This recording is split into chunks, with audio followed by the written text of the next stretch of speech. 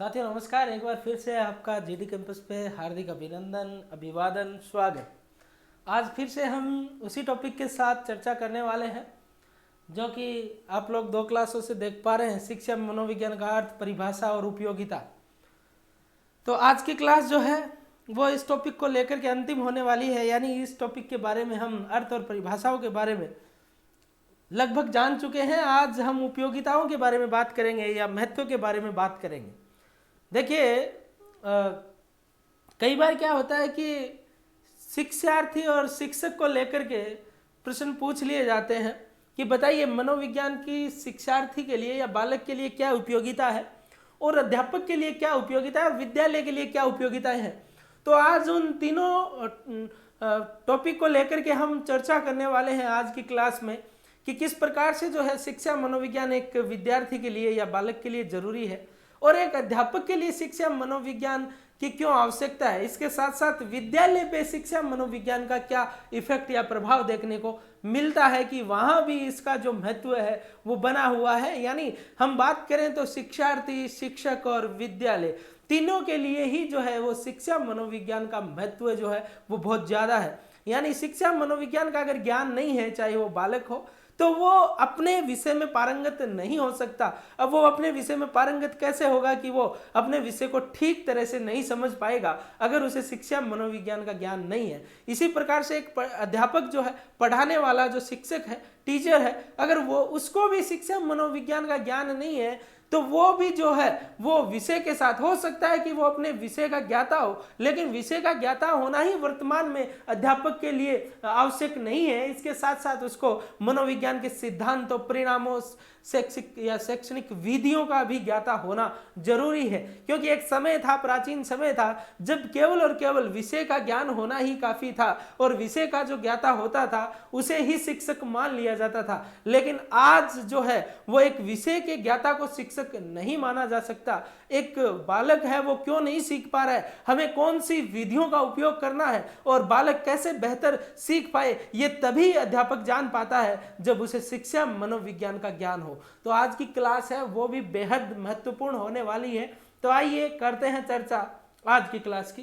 तो सबसे पहले हम बात करने वाले हैं कि बालक के लिए शिक्षा जो मनोविज्ञान है, उस शिक्षा मनोविज्ञान का महत्व क्या है, उसके बारे में हम चर्चा करेंगे। तो सबसे पहले हम बात कर रहे हैं बालक के लिए शिक्षा मनोविज्ञान की आवश्यकता। ठीक है, तो बालक के लिए या बालक कह दूं या शिक्षार्थी कह दूं, पहले तो एक बात दिमाग में बैठा ले, जो भी बच्चा क्लास देख पा रहा है वो ये दिमाग में बैठा ले, और बहुत ही काम आने वाली बात है, हर एक टॉपिक में काम आएगी। और साइकोलॉजी को प्रश्न हल करते समय अगर ये बात आपके दिमाग में आ गई तो मेरा मानना है कि अगर कोई प्रश्न बन के आता है तो 60 से 70% ये बात अगर दिमाग में आपके रहती है तो सही होने के ज़्यादा चांस रहते हैं। आप कहेंगे सर ऐसा कैसे? देखिए, वर्तमान जो शिक्षा प्रक्रिया है उसमें बालक ही केंद्र बिंदु है, बालक ही शिक्षा की धुरी है, ये बात दिमाग में बैठा लें। यानी हम जो पूरी साइकोलॉजी पढ़ रहे हैं, हम साइकोलॉजी क्यों पढ़ रहे हैं, हमने साइकोलॉजी क्यों पढ़नी चाहिए और साइकोलॉजी का क्या महत्व है, ये सब जानने से पहले एक बात दिमाग में बैठा ले कि आप टीचर बन रहे हो, अगर टीचर की तैयारी कर रहे हैं जो बच्चे हमारे प्लेटफॉर्म के माध्यम से वो हमसे क्लासें ले रहे हैं, जुड़े हुए हैं, तो वो विद्यार्थी एक बात दिमाग में बैठा लें कि वर्तमान शिक्षा जो है उसका केंद्र बिंदु बालक है। यानी पूरी की पूरी मैं कहूँगा शिक्षा प्रक्रिया जो है वो बालक के इर्द गिर्द ही घूमती है। यानी बालक ही सब कुछ है, हम कुछ नहीं है। हाँ, आप पढ़ रहे हो, बस पढ़ने के लिए आपको साइकोलॉजी है, बाकी दिमाग में बालक को ही केंद्र बिंदु रखना है, सब कुछ बालक के लिए ही करना है। बालक कैसे सीख पाए वही हमें जो है वो प्रयास करना है ना। और क्यों बालक नहीं सीख पा रहा है, उन कमियों को जानना है, इसीलिए हम मनोविज्ञान पढ़ रहे हैं। इस बात को आप दिमाग में बैठा लें। आप आरटी पढ़ेंगे, वहां भी बालक की ही बात होगी, बालक के हित की ही बात होगी कि उसे मारना नहीं है, उसे डांटना नहीं है ना, उसे पास भी करना है, फेल भी नहीं करना है, और बस ये ध्यान रहे कि बच्चा कैसे भी करके स्कूल में आए। चाहे आप एनसीए पढ़ लीजिए, बालक को जो है बाहरी वातावरण से जोड़ते हुए उसको पढ़ाना है, ठीक है, उसको रटाना नहीं है, उसको तोता नहीं बनाना है। तो सारी चीजें जो है वो बालक को केंद्र बिंदु मानते हुए ही हमें चलना है। तो सबसे पहले देखिए, बालक की हम बात करें तो मनोविज्ञान में बालक शिक्षा का केंद्र बिंदु है।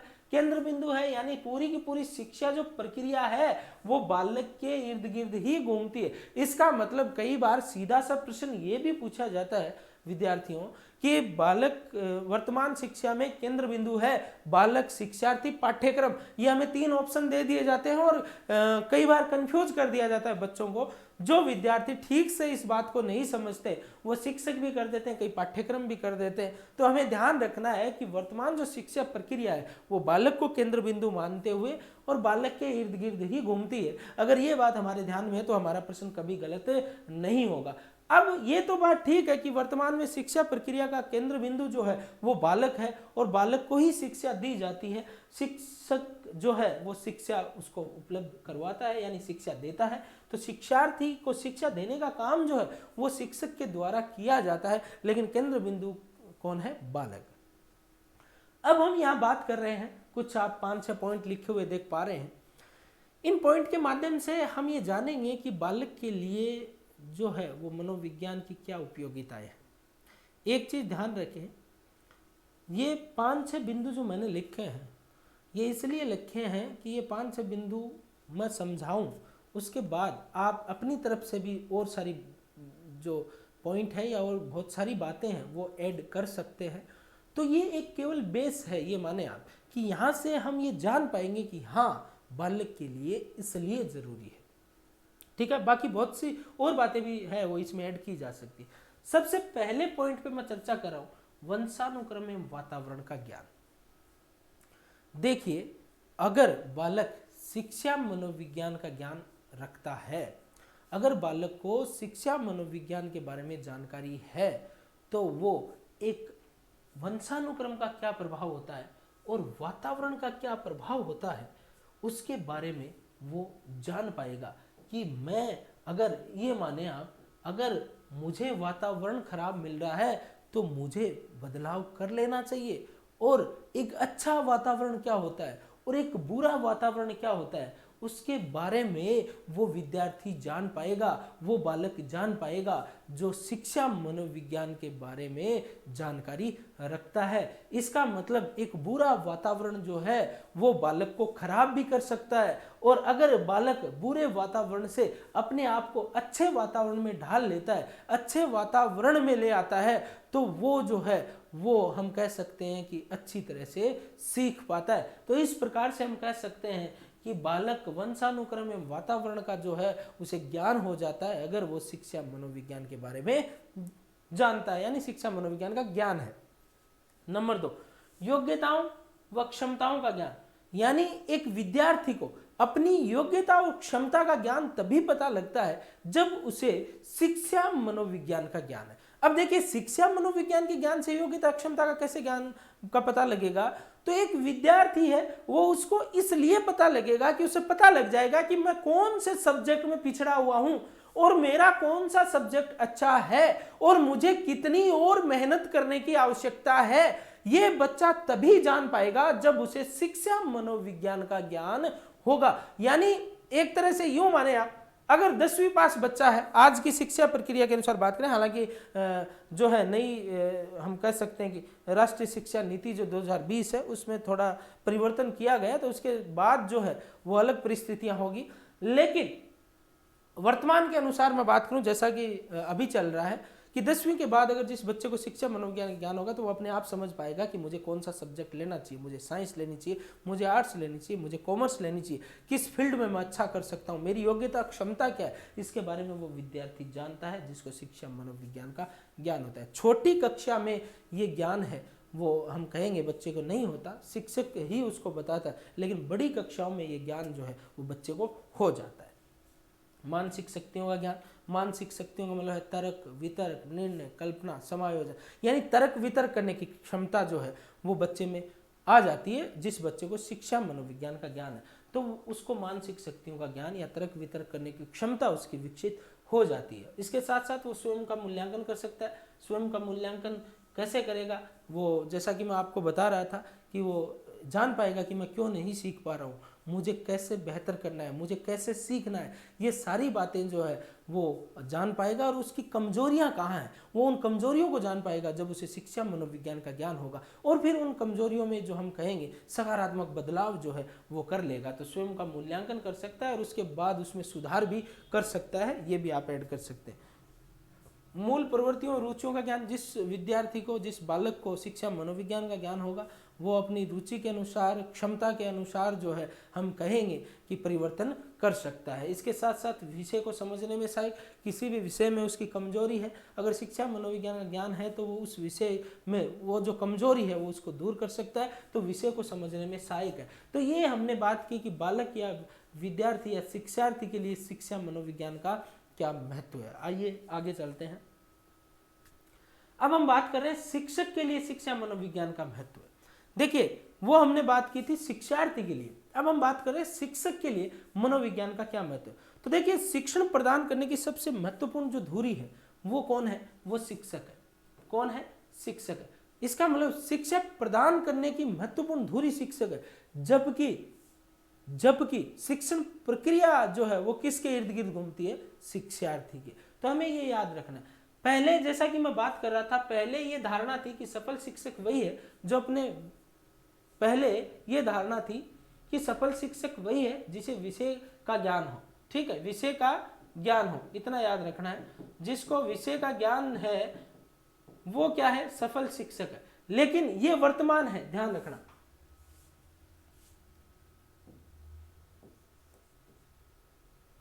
हम कह सकते हैं वर्तमान में। ठीक है, पहले सफल शिक्षक किसको माना जाता था? जिसको विषय का ज्ञान हो, यानी अपने विषय का जो ज्ञाता था, विषय का जो ज्ञानी था, वो ही क्या था? सफल शिक्षक था। ठीक है, यानी पहले जिसको विषय का ज्ञान हो वही सफल शिक्षक था। लेकिन वर्तमान में क्या है? एक सफल शिक्षक वही है जिसे विषय के साथ शिक्षार्थी यानी बालक का ज्ञान हो, शिक्षण विधि का ज्ञान हो, शिक्षा के उद्देश्यों का ज्ञान हो। अब देखिए, यानी वर्तमान में मैं बात करूं, एक सफल शिक्षक कौन है? एक शिक्षार्थी का ज्ञान हो। कैसे ज्ञान हो शिक्षार्थी का?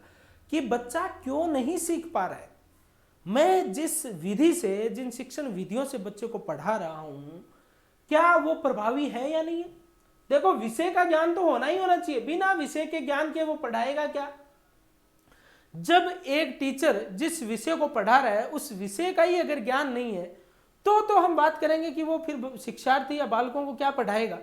लेकिन विषय का ज्ञान है उसे, इसके साथ साथ एक बच्चे का, शिक्षार्थी का, बालक का ज्ञान होना जरूरी है। क्यों?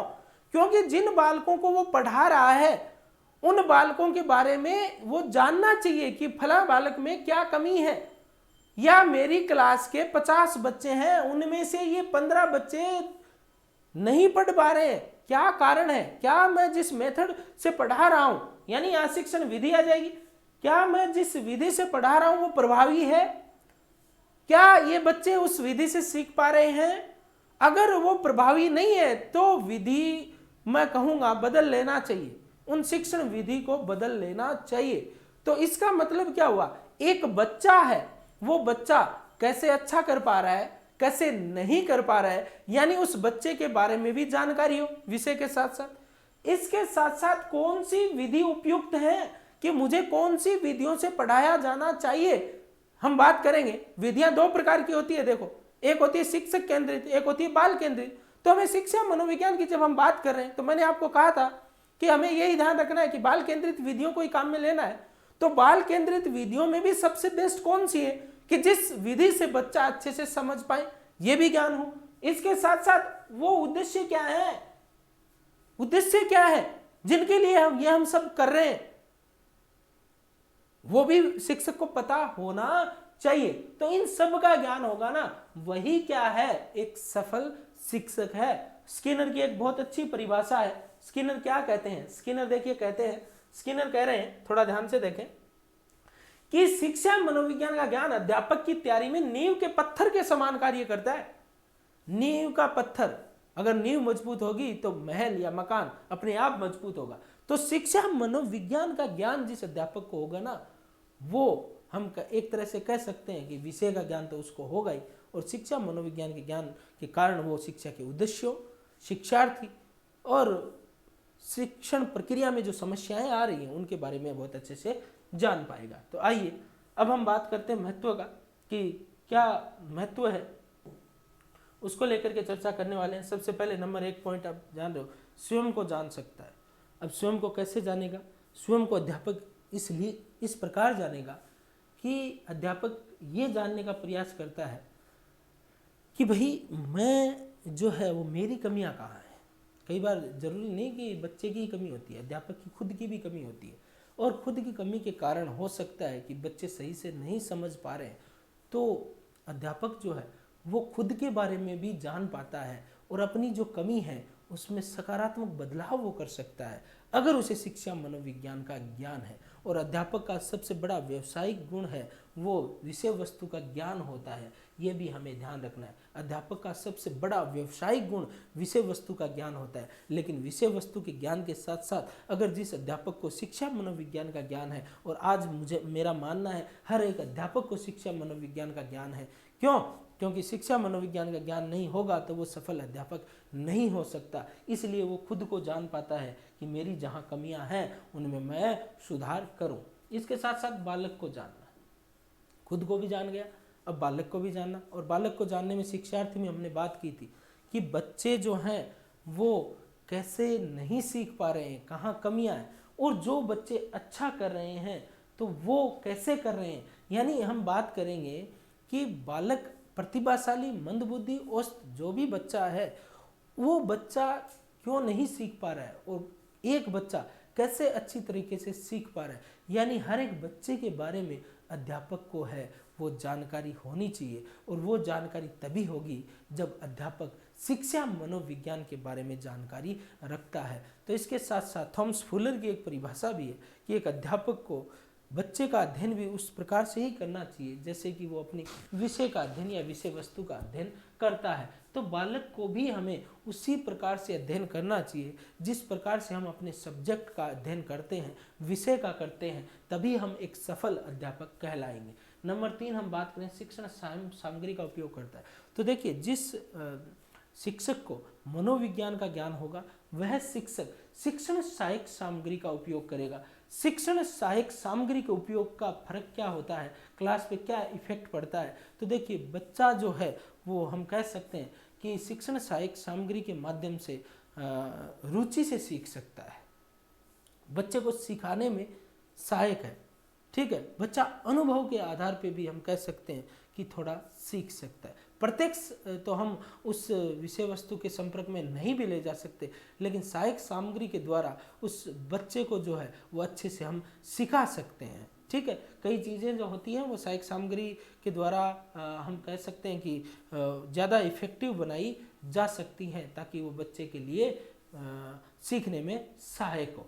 तो शिक्षण सहायक सामग्री का उपयोग भी जो है वो शिक्षक तभी कर पाएगा जब वो शिक्षा मनोविज्ञान का ज्ञान रखता है। इसके साथ साथ हमें एक ये भी ध्यान रखना है कि शिक्षण सहायक सामग्री जो है वो शास्त्रीय अनुबंध सिद्धांत पर आधारित है, जो पावलोव का है शास्त्रीय अनुबंधन सिद्धांत। तो कई बार ये सीधा सा प्रश्न ये भी पूछ लिया जाता है कि शिक्षण सहायक सामग्री जो हम काम में लेते हैं वो अधिगम के कौन से सिद्धांत पर आधारित है। वो शास्त्रीय अनुबंध सिद्धांत पर आधारित है। और हम जो बोर्ड को काम में ले रहे हैं, श्यामपट्ट पे जो हम पढ़ा रहे हैं, यानी टीचर जो पढ़ाते हैं, वो हम कह सकते हैं कि श्यामपट्ट जो है वो अध्यापक का दाहिना हाथ माना जाता है। इसके साथ साथ अध्यापक और श्यामपट्ट के बीच 45 डिग्री का कोण जो है वो बनता है या होता है, ये भी हमें ध्यान रखना है। कई बार सीधा साथ जो है वो ये भी प्रश्न पूछ लिया जाता है कि अध्यापक और श्यामपट्ट के बीच कितने डिग्री का कोण बनता है, तो 45 डिग्री का कोण बनता है। ये बहुत बार एग्जाम में पूछा हुआ प्रश्न है। और अध्यापक शिक्षण सहायक सामग्री में नहीं आता, ये भी बात हमें याद रखना है कि अध्यापक को शिक्षण सहायक सामग्री जो है वो नहीं माना जाता। तो कई बार क्या होता है कि इस प्रकार से ऑप्शन दे दिए जाते हैं कि शिक्षण सहायक सामग्री है तो 3 होते हैं और एक अध्यापक भी उसमें डाल दिया जाता है। तो आपको याद रखना है कि अध्यापक शिक्षण सहायक सामग्री नहीं है। इसके साथ साथ हम बात करें तो शिक्षण विधियों का ज्ञान है वो हो पाता है। यानी अगर शिक्षा मनोविज्ञान का ज्ञान है तो वो अध्यापक शिक्षण विधियों के बारे में जान पाता है, और बाल केंद्रित शिक्षण विधियों को ही हमें काम में लेना चाहिए। और सफल अध्यापक जो है वो बाल केंद्रित शिक्षण विधियों को ही काम में लेता है। और साइकोलॉजी का भी मानना है कि मनोविज्ञान का ज्ञान जो है उसके आधार पे शिक्षक को बाल केंद्रित विधियों को काम में लिया जाना चाहिए। पिछली क्लास में हमने 2-3 विधियों की चर्चा की थी, आज 2-3 विधि की और चर्चा हम करते हैं। कुछ बाल केंद्रित विधियों के बारे में मैं चर्चा कर रहा हूँ। सबसे पहले परियोजना विधि है। कई बार सीधा सा प्रतिपादक पूछ लिया जाता है कि परियोजना विधि के प्रतिपादक कौन है। तो परियोजना विधि के जो प्रतिपादक हैं वो किलपेट्रिक है, सीधा सा उत्तर आपको देना है। समस्या समाधान है वो सुकरात की है। प्रश्नोत्तरी विधि भी कई बार आपको देखने को मिलती है। सुकरात को अगर आप जानोगे तो सुकरात जो है प्रश्नोत्तरी विधि को या समस्या समाधान विधि को काम में लेता था। सामने वाले को समस्याएं देता था और फिर पूछता था। जैसे मैं बात करूं तो न्याय के बारे में जब सुकरात की चर्चा करेंगे हम, तो वो न्याय के बारे में जानता है, भाई न्याय क्या है। सामने वाले का जो उत्तर आता था फिर उसको वो जो है सुकरात है वो बार बार प्रश्नों की बौछार कर देता था और फिर सही उत्तर दिया करते थे। इसलिए समस्या समाधान विधि की बात करें तो सुकरात है और सेंट थॉमस का नाम है वो आता है समस्या समाधान विधि में। अनुसंधान विधि की मैं बात करूं तो आर्मस्ट्रॉन्ग है। खेल विधि जो है पिछली क्लास में भी हमने चर्चा की थी, कोल्डवेल कुक है। और किंडरगार्टन विधि की भी हमने पिछली क्लास में चर्चा की थी, फ्रोवेल है। तो ये कुछ जो विधियां हैं वो बाल केंद्रित विधियां हैं, इनको भी हमें ध्यान रखना है। प्रयोजन विधि, समस्या समाधान, अनुसंधान, खेल और किंडरगार्टन विधि जो है वो उसके प्रतिपादक कौन है। अब हम बात करते हैं अगले पॉइंट की कि अगर शिक्षक को मनोविज्ञान का ज्ञान है तो वो कक्षा कक्ष का विभाजन कर सकता है। देखिए आप जो पॉइंट देख रहे हैं कक्षा कक्ष का विभाजन। अब देखिए कक्षा कक्ष का विभाजन कैसे होगा कि कक्षा कक्ष को 3 भागों में बांटा जा सकता है। प्रतिभाशाली बालक, नंबर 1 प्रतिभाशाली बालक, नंबर 2 औसत या मैं कहूं सामान्य, और नंबर 3 मंद बुद्धि। तो इस प्रकार से कक्षा कक्ष का विभाजन किया जा सकता है कि जो प्रतिभाशाली हैं उनके अलग से क्लासें हों, औसत बच्चों की अलग से हो और मंद बुद्धि की अलग से हो, ताकि क्या है कि बच्चा ठीक से समझ पाए। और अगर ये संभव नहीं है, देखिए सबसे पहले कक्षा कक्ष की विभाजन की मैं बात करूं तो 1905 में फ्रांस में, पेरिस में, ठीक है, पेरिस फ्रांस में अल्फ्रेड बिने के द्वारा जो है वो कक्षा कक्ष का विभाजन है वो किया गया। तो अल्फ्रेड बिने ने जो है 1905 में पेरिस फ्रांस में सबसे पहले कक्षा कक्ष का विभाजन किया और उन्होंने 3 भागों में बांटा, प्रतिभाशाली, औसत और मंद बुद्धि बालक। तो मेरे कहने का मतलब ये है कि अगर एक शिक्षक को मनोविज्ञान का ज्ञान होगा तो वो कक्षा कक्ष का विभाजन कर पाएगा और बच्चे जो है उसके कारण से बेहतर समझ पाएंगे। अब थोड़ी सी हम कक्षा कक्ष की बात कर लेते हैं कि जब कक्षा कक्ष का विभाजन होता है या कक्षा में जब पढ़ाया जाता है तो वहां वो कौन से विद्यार्थी हैं जो सबसे ज्यादा टीचर को परेशान करते हैं, शिक्षक को परेशान करते हैं। तो अध्यापक को सर्वाधिक परेशान है वो बाल अपराधी बालकों के द्वारा किया जाता है। तो बाल अपराधी बालक, बाल अपराध का जनक सीजर लाम्ब्रोसो है और बाल अपराधी बालक हैं वो सबसे ज्यादा जो है वो अध्यापक को परेशान करते हैं। इसका मतलब बाल अपराधी बालकों का अध्ययन करने की सबसे उपयुक्त विधि कौन सी है, तो केस स्टडी मेथड जो है, व्यक्ति इतिहास विधि जो है वो बाल अपराधी बालकों के अध्ययन करने की सबसे उपयुक्त विधि है। एक बार फिर से सुने, कक्षा कक्ष में सर्वाधिक परेशान करने का कार्य बालक जो है वो बाल अपराधी बालक शिक्षक को करते हैं और बाल अपराध को जानने की सबसे उपयुक्त विधि जो है, यानी किस विधि से उन बच्चों का अध्ययन किया जाए, तो केस स्टडी मेथड या व्यक्ति इतिहास विधि जो है, व्यक्ति इतिहास विधि, यानी उसकी पूरी स्टडी बनाई जाए और उसके बाद जो है वो उसका हम कह सकते हैं कि उपचार किया जा सकता है। तो केस स्टडी या व्यक्ति इतिहास विधि है वो सबसे उपयुक्त है। सबसे ज्यादा प्रभावित करने का कार्य बालक जो सबसे ज्यादा प्रभावित करते हैं, देखिए यहाँ तो परेशान करते थे, यहाँ प्रभावित कर रहे हैं। तो कक्षा कक्ष में सबसे ज्यादा प्रभावित करने वाले जो छात्र हैं वो प्रतिभाशाली बालक होते हैं, ठीक है। अब यहाँ ये प्रश्न बन रहा है कि फिर बताइए प्रतिभाशाली बालकों का अध्ययन करने की सबसे उपयुक्त विधि कौन सी है। तो प्रतिभाशाली बालकों का अध्ययन करने की सबसे उपयुक्त विधि परियोजना या समस्या समाधान विधि है। तो परियोजना व समस्या समाधान विधि, देखिए सबसे ज्यादा परेशान कक्षा कक्ष में अध्यापक को करते हैं बाल अपराधी बालक। बाल अपराधी बालकों को जानने की सबसे उपयुक्त विधि व्यक्ति इतिहास विधि। सबसे ज्यादा मैं बात करूं कि प्रभावित करने का कार्य प्रतिभाशाली बालकों के द्वारा किया जाता है। प्रतिभाशाली बालकों का अध्ययन करने की सबसे उपयुक्त विधि है वो कौन सी, परियोजना और समस्या समाधान विधि है। इसके बाद हम बात करते हैं कक्षा कक्ष में कि प्रतिभाशाली बालकों में अपसारी चिंतन पाया जाता है, या हम बात करें अमूर्त चिंतन जो दिखाई नहीं देता, तो यानी अपसारी चिंतन पाया जाता है। चिंतन की भी हम बात करेंगे, एक अलग से क्लास लेके आएंगे, अपसारी चिंतन क्या होता है, अभिसारी चिंतन क्या होता है, ठीक है, सारी हम तार्किक चिंतन सारी बात करेंगे चिंतन पे भी। तो यानी एक अगर बच्चे से पूछा जाए, सीधी सी मैं बात करूंगी, बच्चे से ये पूछा जाए राजस्थान की राजधानी कौन सी है, तो बता जयपुर ही उत्तर नहीं बताएगा, उसके इर्द गिर्द बहुत सी बातें आपको बता देगा, तो वो अपसारी चिंतन है। और एक रटी रटाई बात है कि जयपुर है, तो वो अपसारी चिंतन नहीं होता। तो कहने का मतलब क्या है कि प्रतिभाशाली बालकों में कौन सा चिंतन पाया जाता है, अपसारी चिंतन।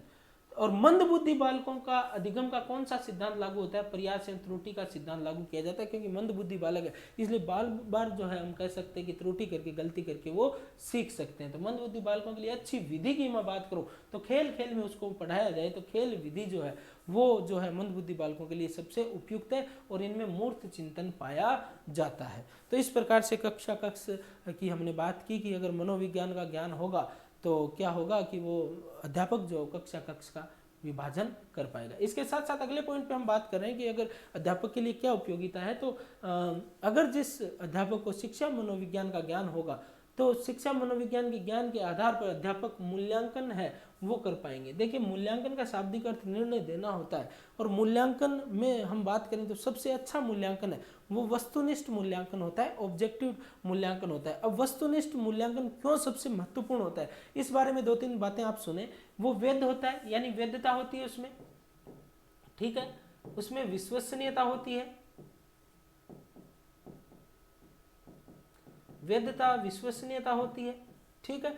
अब हम बात करें कि भाई वैधता विश्वसनीयता ये है क्या, वस्तुनिष्ठ सीधी सी हम बात करें तो संवेगों का प्रभाव नहीं पड़ता, ठीक है, वस्तुनिष्ठ मूल्यांकन में संवेगों का प्रभाव नहीं पड़ता। क्यों नहीं पड़ता, इसलिए नहीं पड़ता जी कि अगर मान लीजिए जो अध्यापक मूल्यांकन कर रहा है अगर उसमें प्रश्नों की संख्या लघुतरात्मक या निम्नात्मक होगी तो अध्यापक के संवेगों का प्रभाव उत्तर पुस्तिका पर पड़ेगा। मान लीजिए उस समय घर में झगड़ा चल रहा है और बच्चे की कॉपी चेक हो रही है एक तरफ, और झगड़े का सीधा असर कॉपी पे पड़ेगा। अध्यापक हो सकता है 5 नंबर 6 नंबर का क्वेश्चन हो, 4 का वहां काट ले, 2 ही दे दे, थोड़ी सी गलती की और वही गलती पढ़ने में आ जाए। लेकिन आप ये देखें कि अगर वस्तुनिष्ठ मूल्यांकन होगा तो संवेगों का कोई प्रभाव नहीं पड़ेगा, ऑब्जेक्टिव प्रश्न का उत्तर फिक्स होगा। भाई ABCD है तो A या B जो है वही होगा, और वहां संवेगों का कोई प्रभाव नहीं पड़ेगा। इसका मतलब वो वैध होता है, विश्वसनीय होता है, विश्वास करने योग्य होता है। और बाकी वैधता की बात करें तो देखिए जो पैटर्न है, जो सिलेबस है उसी के अनुसार बनाया जाए। मूल्यांकन पे भी हम अलग से क्लास लेके आएंगे तो वहां डिटेल से चर्चा करेंगे। अब हम बात करते हैं कि ये विश्वसनीय होता है, लेकिन वस्तुनिष्ठ प्रश्न के प्रकार कितने होते हैं, कई बार सीधा सा पूछ लिया जाता है। तो वस्तुनिष्ठ जो प्रश्न है वो 6 प्रकार के होते हैं।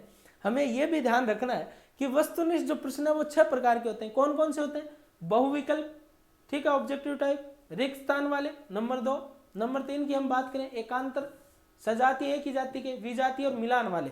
कुल मिलाकर के ये 6 जो हैं वो वस्तुनिष्ठ प्रश्नों के प्रकार होते हैं। अब ये हमने बात की कि एक शिक्षक के लिए मनोविज्ञान की क्या उपयोगिता या महत्व है। अब हम ये 2-3 पॉइंट के माध्यम से ये जानेंगे कि विद्यालय के लिए या विद्यालयों के लिए क्या उपयोगिता है या क्या महत्व है शिक्षा मनोविज्ञान का।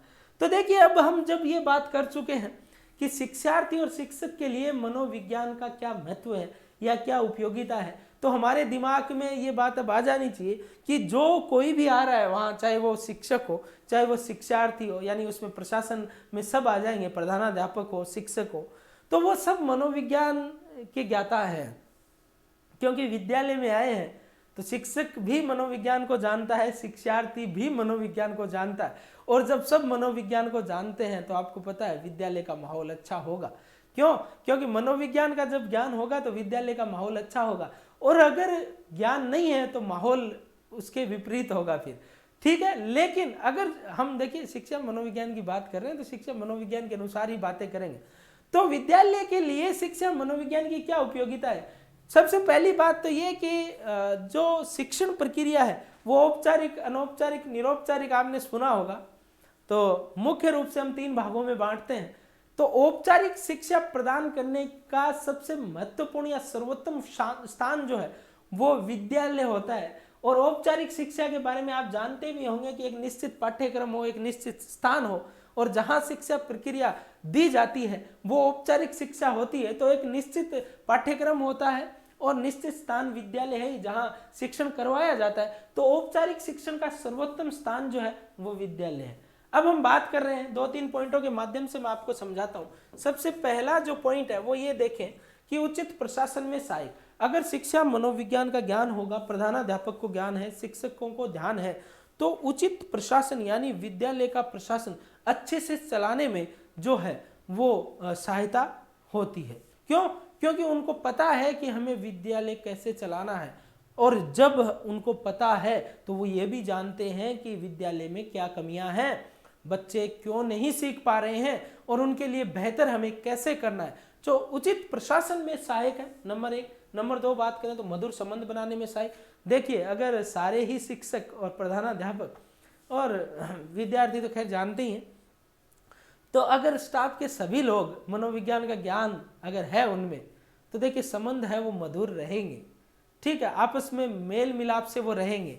उनको पता है कि शिक्षा मनोविज्ञान का क्या महत्व है, और उनको यह भी पता है कि वर्तमान शिक्षा प्रक्रिया है उसमें बालक ही केंद्र बिंदु है, धुरी बालक है, बालक ही सब कुछ है, हम कुछ नहीं है, हम बच्चों के लिए हैं, यहाँ बच्चों को पढ़ाने आए हैं। तो संबंध अपने आप मधुर बनेंगे। तो शिक्षा मनोविज्ञान का ज्ञान होता है तो विद्यालय में मधुर संबंध स्थापित होते हैं। इसके साथ साथ जब संबंध मधुर रहेंगे तो लोकतांत्रिक वातावरण का निर्माण होगा, है ना। वातावरण कैसा रहेगा? लोकतांत्रिक। और लोकतांत्रिक वातावरण का निर्माण करने में शिक्षा मनोविज्ञान का बहुत बड़ा रोल है, बहुत महत्वपूर्ण है। तो ये आज की क्लास थी। इस क्लास में हमने उपयोगिता के बारे में जाना।